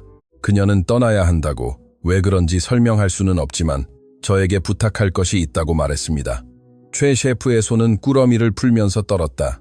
그녀는 저에게 이것을 주었고 딸이 받을 준비가 될 때까지 보관하겠다고 맹세하게 했습니다. 그녀는 은정이가 강해지고 세상이 더 이상 그녀를 무시할 수 없을 때, 그때가 적기라는 것을 알게 될 거야 라고 말했습니다. 꾸러미 안에는 3가지 물건이 있었다. 붉은 밀랍으로 봉인된 편지 한 통, 작은 사진 한 장, 그리고 여권 한 권. 은정은 먼저 사진을 들었다. 그 안에는 미숙이 임신한 채로 카메라를 향해 미소 짓고 있었고 한 손은 배 위에 올려져 있었다. 사진 뒤에는 우아한 글씨로 내 은정에게 네가 내 가장 큰 선물이 될 것을 알았던 날이라고 쓰여 있었다. 은정이 맞기도 전에 눈물이 흐르기 시작했다. 여권요. 최 셰프가 문서를 가리켰다. 보세요. 은정은 떨리는 손으로 여권을 열었다. 프랑스 여권이었다. 그리고 적힌 이름은 김미숙이 아니라 마리 로건이었다. 당신의 어머니는 가짜 신분증을 가지고 있었습니다. 최 셰프가 설명했다. 사라지기 몇 달 전에 그것을 얻었을 겁니다. 박 회장 일가로부터 멀리 떨어진 곳에서 도망쳐 새로운 삶을 시작할 계획이었던 것 같아요. 하지만 그때 모든 것이 준비되어 있었다면 왜 저를 데리고 가지 않았을까요? 그것은 김은정 씨 편지가 설명해 줄 것이라고 생각합니다. 은정은 밀랍 봉인된 봉투를 바라보았다. 손이 너무 떨려서 겨우 들고 있을 수 있었다. 그녀의 모든 삶, 모든 미해결 질문, 그녀의 마음속 모든 공허함, 어쩌면 답이 그 누렇게 바랜 종이 안에 20년 이상 읽히기를 기다리며 거기에 있었을지도 모른다. 그녀는 봉투가 언제든 부서질 것 같아 조심스럽게 봉인을 뜯었다. 안에는 어머니의 글씨로 쓰여진 몇 장의 종이가 있었다. 선옥 할머니가 보관했던 편지에서 본 것과 같은 글씨, 김미숙의 글씨였다. 은정은 어머니의 말이 침묵을 채우는 것을 들어야 했기에 소리내어 읽기 시작했다. 나의 사랑하는 은정에게 네가 이 글을 읽고 있다면 그때가 온 것이고 네가 강해지고 용감하며 내가 항상 알았던 모든 것이 되었다는 뜻이야. 내게 직접 말하고 싶었던 너무나 많은 것들, 내게 해주고 싶었던 너무나 많은 포옹, 내가 울 때 위로해주고 싶었던 너무나 많은 밤들이 있어. 하지만 삶은 나에게 선택을 강요했고 나는 내 행복보다 너의 안전을 선택했단다. 박효찬 회장은 너의 아버지다. 네가 이 글을 읽을 때 이미 알고 있을지는 모르겠지만 내 관점에서 이해해 주길 바란다. 나는 그를 사랑했어, 은정아. 내 순진한 마음을 다해 그를 사랑했고 그도 그만의 비뚤어진 방식으로 나를 사랑했지. 하지만 그와 같은 남자들의 사랑은 항상 한계가 있고 그 한계는 권력과 돈이란다. 내가 임신했을 때 박효찬 회장은 나에게 사라지라고 돈을 주었어. 나는 거절했지. 나는 그가 너를 인정하고 너에게 너의 자리를 주기를 원했어. 그의 사랑이 그의 야망보다 강하다고 생각한 것은 어리석었지. 그때 그의 아내 민영 씨가 모든 것을 알게 되었고 그녀는 박효찬 회장 같지 않았어. 그녀는 위험한 여자였어. 나를 직접적으로 위협했어. 그녀는 내가 사라지지 않으면 너에게, 내 아기에게, 내 은정에게 나쁜 일이 일어나도록 만들 것이라고 말했지. 나는 위험을 감수할 수 없었어. 너를 위험에 빠뜨릴 수 없었지. 그래서 나는 거래를 했어. 나는 떠날 것이고 영원히 사라질 거야. 그 대가로 민영 씨는 너에게 절대 손대지 않고 너를 할머니와 함께 평화롭게 살도록 내버려 둘 것이라고 약속했지. 박효찬 회장은 거래를 받아들였지만 조건이 있었어. 나는 너를 데려갈 수 없었지. 그는 네가 그의 피이고 그의 딸이 외국에서 가난하게 자라는 것을 허락하지 않을 것이라고 말했어. 그것은 내 인생에서 가장 어려운 결정이었어, 은정아. 너를 떠나는 것은 가슴을 찢는 것과 같았지만 나는 너를 내 목숨보다 더 사랑했기 때문에 그렇게 했어. 나는 너를 선옥 할머니에게 맡겼어. 왜냐하면 그분이 너를 사랑으로, 가치관으로, 내가 직접 줄 수 없었던 힘으로 키워줄 것이라는 것을 알았기 때문이야. 나는 프랑스로 갔어. 새로운 신분을 가지고 새로운 삶을 살았지만 단 하루도 너를 생각하지 않은 날이 없었어. 너를 사랑하지 않은 날이 없었어. 너를 다시 만날 순간을 꿈꾸지 않은 날이 없었지. 몇 년 전 박효찬 회장이 돌아가셨다는 것을 알았을 때 돌아갈까 생각했어. 하지만 박준호가 이미 모든 것을 통제하고 있었고 그는 그의 아버지보다 더 나빴어. 더 잔인하고 더 무자비했지. 내가 나타나면 너에게 무슨 짓을 할지 두려웠어. 그래서 기다렸어. 네가 그들과 맞설 만큼 강해질 때까지 기다렸어. 세상이 네가 진정 누구인지 알게 될 때까지 기다렸지. 그리고 네가 이 글을 읽고 있다면 그때가 온 것이란다. 은정아, 내 사랑, 내 삶, 내 존재의 이유. 나는 살아있어. 이 모든 세월 동안 너를 기다리고 있었어. 그리고 나를 찾고 싶다면, 나를 만나고 싶다면, 나를 떠난 것을 용서할 수 있다면 파리에 마음의 평안이라는 작은 카페가 있어. 나는 20년 동안 매주 일요일 아침 그곳에 가. 항상 똑같은 것을 주문해. 카페 라떼와 크루아상. 항상 창가 같은 테이블에 앉아있고 항상 내 딸이 그 문으로 들어오는 나를 기다리며 문을 바라본단다. 사랑해, 은정아. 네가 존재한다는 것을 알았던 순간부터 사랑했어. 내 마지막 숨을 거둘 때까지 너를 사랑할 거야. 너의 어머니, 김미숙. 은정은 글을 다 읽었고 뒤이은 침묵은 절대적이었다. 눈물이 걷잡을 수 없이 얼굴을 타고 흘러내려 종이 위에 떨어졌다. 20년 이상 읽히기를 기다렸던 단어들과 섞였다. 최 셰프도 부끄럼 없이 숨기려 하지 않고 울고 있었다. 어머니가 살아계셨어. 은정은 속삭였다. 우리 엄마가 살아계셨어. 항상 살아계셨습니다, 김은정 씨. 당신을 기다리며 멀리서 당신을 사랑하며. 은정은 편지를 가슴에 안고 시간과 거리를 넘어 어머니의 팔이 자신을 감싸는 듯한 느낌을 받았다. 그때 그녀의 전화가 울렸다. 정 기자였다. 은정아, 영장이 나왔어. 박 회장 일가의 금고를 열었고 네가 급히 봐야 할 것을 찾았어. 내 어머니에 대한 거야. 박준호가 수년 동안 숨겨온 무언가 말이야. 은정은 최 셰프를 바라보고 편지를 보고 마리 로건이라는 이름이 적힌 여권을 보았고 마침내 그녀의 삶을 영원히 바꿀 결정을 내렸다. 파리로 가야겠어요. 비행은 영원처럼 느껴지는 몇 시간 동안 계속되었다. 선옥 할머니는 건강 때문에 여행할 수 없었지만 은정이 가야 한다고 주장했다. 가거라, 내 아가. 그녀는 병원에서 은정의 손을 꽉 잡으며 말했다. 내 미숙이를 찾아와. 내가 용서한다고 말해줘. 내가 그녀를 한 번도 사랑하지 않은 적이 없다고 말해줘. 그리고 집으로 데려와. 정 기자는 모든 것을 처리했다. 비행기표, 호텔, 프랑스에서 만약 일이 잘못될 경우 도움을 줄 연락처. 박 회장 일가에 대한 보도는 기다릴 수 있었다. 이것이 더 중요했다. 은정이 북촌 한옥마을에 도착했을 때는 일요일이었다. 돌로 포장된 길은 봄 햇살 아래 빛났다. 예술가들은 길모퉁이에서 그림을 그리고 있었고 음악가들은 약속처럼 공중에 떠다니는 선율을 연주했다. 그리고 좁은 골목에 어머니가 언급했던 카페가 있었다. 마음의 평안, 영혼의 안식처. 은정은 문 앞에 멈춰 섰고 심장이 너무 세게 뛰어서 주변의 모든 사람이 들을 수 있을 것 같았다. 만약 어머니가 거기에 없다면? 만약 그녀가 더 이상 오지 않는다면? 만약 그렇게 오랜 세월이 지난 후에도 더 이상 찾고 싶어 하지 않는다면? 하지만 그때 그녀는 선옥 할머니의 말을 기억했다. 용기는 두려움이 없는 것이 아니라 두려움에도 불구하고 행동하는 것이다. 그녀는 문을 밀고 들어갔다. 카페는 작고 아늑했으며 벽은 오래된 사진으로 덮여 있었고 갓 내린 커피 향이 구석구석을 채웠다. 이른 시간이라 손님은 거의 없었다. 한쪽 구석에 젊은 부부, 신문을 읽는 노인, 그리고 창가 옆 테이블에 앉아 평생을 기다려온 듯한 표정으로 거리를 바라보는 은발의 여인이 있었다. 은정은 움직일 수도 숨 쉴 수도 없었고 그 여인을 바라보는 것 외에는 아무것도 할 수 없었다. 그 여인은 자신의 어머니였고 자신을 보호하기 위해 모든 것을 희생했으며 20년 이상 이 순간을 기다려온 사람이었다. 그때 미숙 씨가 고개를 돌렸고 그들의 눈이 마주쳤고 세상은 멈췄다. 미숙 씨는 심장이 터져나갈 듯 가슴에 손을 얹었다. 그녀의 입술은 떨렸고 발음되지 않는 단어를 만들었다. 그녀는 천천히 일어서며 은정에게서 시선을 떼지 않는 동안 눈물이 뺨을 타고 흘러내리기 시작했다. 은정아. 그녀의 목소리는 거의 속삭임 같았다. 내 은정아, 엄마. 그 한 단어는 수십 년간의 고통, 부재, 표현되지 않은 사랑을 담고 있던 둑을 무너뜨렸다. 미숙 씨는 딸에게 달려가 잃어버린 모든 포옹, 모든 굿나잇 키스, 닦아주지 못한 모든 눈물을 되찾으려는 듯 그녀를 안았다.